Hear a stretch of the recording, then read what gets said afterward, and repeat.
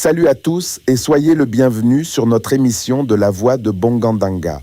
Le titre de notre émission aujourd'hui, c'est « Ce que nous voulons et ce que nous pouvons ».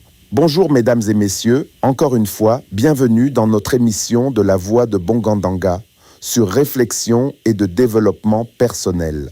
Comme nous l'avons déjà annoncé aujourd'hui, nous abordons un sujet fondamental, ce que nous voulons et ce que nous pouvons. Dans la vie, il existe une distance invisible qui sépare deux mondes, ce que nous voulons et ce que nous pouvons.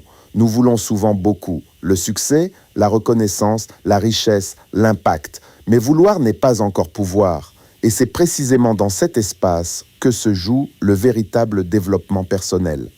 Le monde du vouloir. Le vouloir est naturel, il est l'expression de nos rêves.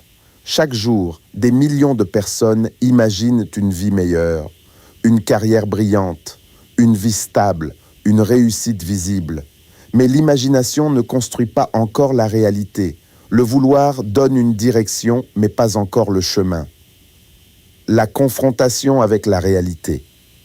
Un jour ou l'autre, la vie nous confronte à une question simple. Sommes-nous prêts pour ce que nous voulons, car ce que nous pouvons dépend de choses très concrètes, nos compétences, nos connaissances, notre discipline et notre capacité à apprendre. Sans ces éléments, le vouloir reste une illusion. Le conflit intérieur. C'est ici que beaucoup de personnes se découragent, lorsque l'écart devient trop grand entre le rêve et la préparation. On veut les résultats, mais on n'a pas encore construit les capacités.